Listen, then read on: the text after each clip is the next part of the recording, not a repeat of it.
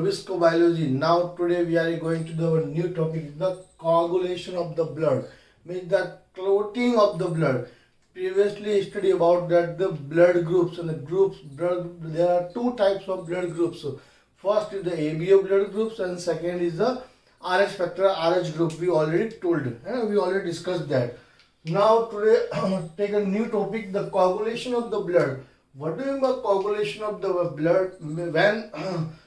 When our body in form of the tissue trauma, जब कोई लग जाती है बॉडी के टिश्यूज के अंदर, आपके इनर साइड और आउटर साइड दोनों साइड भी है ना, कुछ भी प्रॉब्लम हो जाए, ट्रोमा हो जाता है, then this case stopping of the blood. जब भी आपके लग जाती है तो ब्लड को स्टॉप करने का जो प्रोसेस है उसको अपन कहेंगे coagulation of the blood, in which involve 13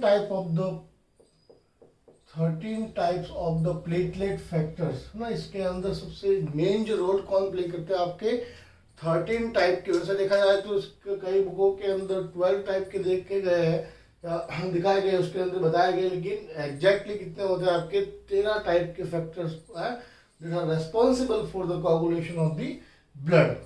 okay, चलिए बात करते हैं. सबसे पहले किसने बताया आपके, तो ये बताया आपके McFarland. First of all described by the McFarland. Okay, this process, ये जो ना स्टॉपिंग, जब भी आपके ब्लड ट्रॉमा हो जाता है, लग जाती है ना, हीलिंग, जब भी हीलिंग होगा, ट्रॉमा का हीलिंग होगा तो ब्लड का स्टॉपिंग होगा. इस ब्लड के स्टॉपिंग के वेज के है ना, क्या बोलेंगे, इस वेज को अपन हीमोस्टेसिस, क्या नाम देंगे अपन, haemostasis. They are two pathways. Coagulation जो आपके है ब्लड का है ना, ब्लड का रुकना है जब भी ट्रॉमा हो जाता है. There are the two pathway. No, first is the extrinsic and second is the intrinsic. What are the difference between extrinsic and intrinsic pathway? Extrinsic mean the outside the body. Body के outside अगर मान लीजिए आपके कोई trauma है ना, और जैसे सपोज कीजिए ब्लड वेसल्स है उसके आउटर सरफेस पर, लाइक दैट सपोज यहाँ पे कोई ट्रॉमा हो गया बाहर की साइड में. Okay, that's are performing from the extrinsic pathway. यहाँ से स्टार्ट होगा. अगर मान लीजिए सपोज कीजिए ये ब्लड वेसल्स है, इसके इनर साइड में ट्रॉमा हो गया, आपके एंडोथेलियल सेल्स के आपके लेयर्स के वहाँ पे, तो वहाँ पे क्या होगा, कौन सा पाथवे स्टार्ट होगा, इंट्रिंसिक पाथवे. तो ये क्लियर होना चाहिए, आउटर साइड और inner side. Suppose now we are starting from the extrinsic pathway. Extrinsic pathway के अंदर क्या, बहुत अच्छे से समझना इसको है ना, क्लियरली, बहुत एकदम समझ में आ सके ऐसा मैंने ये पूरा कोशिश की इसको मैनेज करने की. ज़्यादा इधर उधर की बातें इस पर नहीं लिखी है. वैसे इसको अगर बहुत ज़्यादा कॉम्प्लिकेटेड बनाया जाए तो आपके काम का नहीं है ना. जितना अभी नीट के लिए अगर देखा जाए, जितना इम्पोर्टेंस है उन फैक्टर्स को मैंने ज़्यादा इन्वॉल्व किए. वैसे 12 फैक्टर पूरे के 13 फैक्टर पूरे के पूरे इन्वॉल्व होते हैं, लेकिन अभी आपने यहाँ पे सबको इन्वॉल्व नहीं करे. जो सबसे ज़्यादा इम्पोर्टेंस है उनको इन्वॉल्व करें. ठीक है, चलिए सपोज कीजिए आपके पास टिश्यू का ट्रॉमा हुआ, कहाँ पर, आउटर साइड में. तो जैसे ही यहाँ पे आपके ट्रॉमा होते ही इस रीजन के अंदर यहाँ पर आपके प्लेटलेट फैक्टर नंबर 3 एक्टिवेट हो जाता है. और वो 3 कौन सा है, तो नाम देंगे थ्रोम्बोप्लास्टिन. जैसे टिश्यू ट्रॉमा हो जाता है ना, तो वहाँ पर फैक्टर नंबर 3 या कहेंगे थ्रोम्बोप्लास्टिन तुरंत एक्टिवेट हो जाता है. क्लियर? फिर जैसे ही एक्टिवेट होता है तो बाद में इसके एक्टिवेशन से फैक्टर नंबर 4 एक्टिव होता है, जो मीन्स कहेंगे कैल्शियम आयंस का रिलीजमेंट होगा. ज़्यादा कैल्शियम आयंस आएंगे और सीधा किसको आपके इनएक्टिव से एक्टिव करते हैं आपके, तो कहेंगे किसको एक्टिव करते हैं आपके, फैक्टर नंबर 10 को. जो इनएक्टिव कंडीशन के अंदर प्रेजेंस होता है, नॉर्मल कंडीशन में इनएक्टिव में प्रेजेंस होता है फैक्टर नंबर 10, जिसको पावर फैक्टर कह सकते हैं अपन. इसको एक्टिव करने के लिए कौन रेस्पॉन्सिबल है, तो कहेंगे फैक्टर नंबर 4 जो कैल्शियम आयंस. और वो कैल्शियम आयंस कब रिलीज होंगे? जब आपके फैक्टर नंबर 3 जो कहेंगे थ्रोम्बोप्लास्टिन एक्टिवेट होगा। ये कंडीशन है, एक पाथवे यहां से यहां तक का pathway, extrinsic pathway. Same condition अगर मान लीजिए ये प्रोसेस कहाँ से है, ये अगर मान लीजिए आप ट्रॉमा कहाँ हो तो कहेंगे सपोज कीजिए इनर सरफेस पर है, अगर कहाँ पर ब्लड वेसल के सपोज इनर सरफेस पर अगर है तो इनर सरफेस के अंदर होने पर अगर मान लीजिए वहां पर भी जो आपकी फैक्टर नंबर 3 जो थ्रोम्बोप्लास्टिन है वो तुरंत एक्टिवेट होगा, और एक्टिवेट होते ही सीधा क्या होगा आपके, सीधा एक्टिवेट हुआ। और फैक्टर नंबर 4 तो कैल्शियम आयंस की प्रेजेंस के अंदर ये भी क्या करेगा, इनएक्टिव फैक्टर 10 है उसको एक्टिवेट कर देता है, किसके अंदर, आपके फैक्टर नंबर आपके 10 को एक्टिवेट कर देता है जो आपके पावर फैक्टर है। ठीक है, दोनों पाथवे यहाँ तक सेम चल, डिफरेंट डिफरेंट पाथवे के अंदर है, इसके आगे जाएंगे वो सेम पाथवे के अंदर जाएंगे। ये बात आप समझना अच्छे से, देखना मैं जो फैक्टर नाम बता रहा हूँ ना, ये फैक्टर बहुत इंपॉर्टेंट है, पूछते हैं एग्जाम्स के अंदर। ठीक है, जैसे एक्टिवेट फैक्टर 10 आया, समझना यहाँ पर आपके सबसे मेन रोल प्ले होता है आपके विटामिन के। एक बार मान लीजिए फैक्टर नहीं है, सपोज कीजिए, सपोज ये आपके प्रोथ्रोम्बिनेज एंजाइम भी आपके सपोज नहीं है, लेकिन इसके बिना नहीं चल सकता, तो कहेंगे vitamin K is the very very key role in the coagulation of the blood. यह बहुत की रोल होता है विटामिन के का। अगर विटामिन के नहीं है तो आपके कभी भी क्लोटिंग नहीं हो सकती, और इस एक्टिवेटेड फाइबर को इस विटामिन के की प्रेजेंस, लेबियल फैक्टर प्रोथ्रोम्बिनेज तो होता ही है, but very important that the activated factor 10 in presence of the vitamin K converted into the prothrombin activator। किसको, जो प्रोथ्रोम्बिन को थ्रोम्बिन में फर्दर कन्वर्ट करेगा, उसको कन्वर्ट करने के लिए एक्टिवेटर प्रोड्यूस होता है, इसको नाम दे दिया अपन ने प्रोथ्रोम्बिन एक्टिवेटर।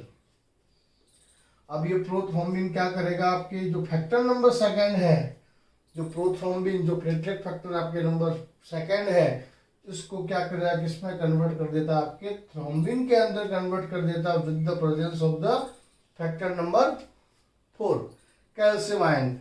और ये जो थ्रोम्बिन है ये फर्दर आगे जाएगा क्या करता है, तो कहेंगे फाइब्रिनोजेंस को वापस किसमें कन्वर्ट कर देता है, ये आपके फाइब्रिनोजेंस को किसमें कन्वर्ट कर देता है, तो फाइब्रिन्स के अंदर कन्वर्ट करता है। और यही वो फाइब्रिन्स है, ध्यान देना, यही वो फाइब्रिन्स है जो फर्दर आगे जाके क्या काम करेगा, ब्लड का क्लॉट करने का काम करेगा। देखिए इधर ये रहा, अब ये फाइब्रिन फर्दर 12 एंड 13 मैंने दोनों इसलिए लिखा है कि किसी बुक के अंदर ये 12 लिखा हुआ है और किसी बुक में आपके ये 13 लिखा हुआ है, तो कंफ्यूज मत होना, दोनों ही फैक्टर आपके राइट है। फाइब्रिन आपके factor number 12 and 13, what is 12 कौन सा हीमोजन फैक्टर है, सबके कहेंगे सरफेस फैक्टर, और 13 कौन सा फैक्टर है, फाइब्रिन स्टेबलाइजिंग फैक्टर। इस फाइब्रिन जो आपके जो बना है फाइब्रिनोजन से, फाइब्रिन के अंदर ये सीधा किसमें कन्वर्ट होता है, थ्रेड में, और थ्रेड सीधा क्या बन जाता है, आपका ब्लड क्लॉट। जहां भी ट्रॉमा हुआ है वहां पे क्लॉट बन जाएगा, क्या बन जाएगा, आपके क्लॉट बन जाता है, अल्टीमेटली आपके ब्लड की स्टॉपिंग हो जाती है, ब्लड रुक जाता है, लीकेज नहीं हो पाता। ठीक है ना, तो इस तरह से इन पाथवेज के थ्रू, एक्सट्रिंसिक और एक इंट्रिंसिक पाथवे के थ्रू धीरे धीरे ये आपके पूरा प्रोसेस ब्लड क्लॉट तक बढ़ता है। समझ में आया अच्छे से, बिल्कुल बिल्कुल है ना, कंफ्यूज नहीं होना है, अच्छे से पढ़ना, समझने की कोशिश करनी है, अगर नहीं समझ में आता तो मुझे बताना है। क्लियर।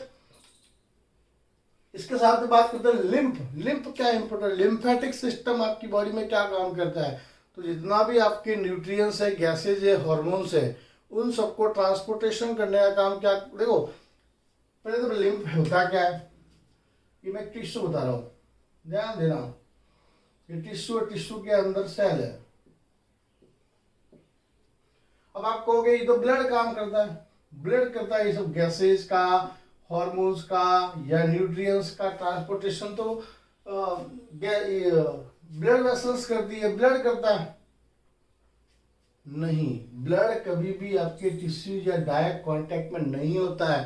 ये जो ब्लड के जितने भी ये प्रोडक्ट है ना, जो आपके ट्रांसपोर्ट जो मटेरियल को ट्रांसपोर्ट किया है, ये मटेरियल सीधे आपके कहाँ ट्रांसपोर्ट होता है, आपके दो सेल या टिश्यूज को दिए जाते हैं। अब टिश्यूज के कहाँ पर जाएगा, ये कौन से मटेरियल में जाएगा, तो जो सेल है या टिश्यूज बना किससे, सेल से, सेल के बीच का जो स्पेस है, ये सेल का स्पेस है बीच वाला, इसको अपन कहेंगे इंटरस्टिशियल स्पेस। क्या नाम देंगे, है दो सेल के बीच का स्पेस इंटरस्टिशियल स्पेस। और यही इंटरस्टिशियल स्पेस के अंदर जो फ्लूइड है, उस फ्लूइड को कहेंगे लिम्फ। क्या कहेंगे अपन, लिम्फ। यही वो फ्लूइड है, वो क्या आपके लिम्फ है। और इसी लिम्फ के अंदर ये सब प्रोडक्ट आपके यहाँ जाते हैं और यहाँ पर इनका आपके ट्रांसपोर्टेशन होता है। समझ में आ गई ना, बाय द डिफ्यूजन या एक्टिव पैसिव ट्रांसपोर्ट आपने पढ़े होंगे सेल मेम्ब्रेन के थ्रू, ठीक है, बायोलॉजिकल क्लासिफिकेशन के अंदर। तो इस तरह से अपन ने ये पूरा अपन ने देखा, सेल चैप्टर में भी आपने देखा होगा ये, ठीक है। तो ये लिम्फ है, ब्लड केवल ट्रांसपोर्ट कहाँ से कहाँ करता है, आपके सपोज कीजिए हार्ट से या आपके लंग से या स्मॉल इंटेस्टाइन से सब प्रोडक्ट को लेके, या सब ग्लैंड से जो सब प्रोडक्ट आपके जो हार्मोन्स है उनको लेके ब्लड केवल उस सेल के पास जाता है। लेकिन एक्चुअल में ट्रांसपोर्टेशन काम कौन करता है, आपके ये लिम्फ करता है। ये पूरी बॉडी के अंदर फैला होता है, इसलिए इसको लिम्फेटिक सिस्टम।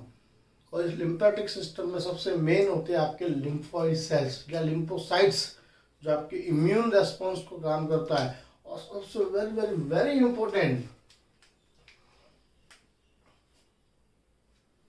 देखिए जो very very very important fat, जो आपके स्मॉल इंटेस्टाइन में जो फैट है, वो फैट एब्जॉर्ब आपके कहे तो काइलोमाइक्टोन के थ्रू तो होता है, लेकिन वो केवल कौन कर सकता है, लिम्फेटिक सिस्टम ही कर सकता है।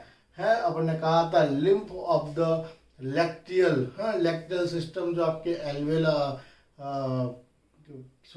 माइक्रोविलाई के बेस के अंदर प्रेजेंट लैक्टियल सिस्टम प्रेजेंस होता है ना, जो क्या काम करता है, आपके फैट को एब्जॉर्ब करने का काम। तो लिम्फेटिक सिस्टम ही आपके फैट को एब्जॉर्ब कर सकता है। इसके अलावा न्यूट्रिएंट्स, गैसेज, हार्मोन को और इम्यून रेस्पॉन्स तो प्रोवाइड करता है ये, ठीक है ना। तो एक छोटा सा एक ये पता होना चाहिए अपने को लिम्फेटिक सिस्टम की इम्पोर्टेंस क्या है। ओके, तो अपन ने बात की कोगुलेशन ऑफ द ब्लड और लिम्फेटिक सिस्टम क्या होता है, लिम्फ क्या होता है। होप सो आपको ये समझ में आ गया होगा।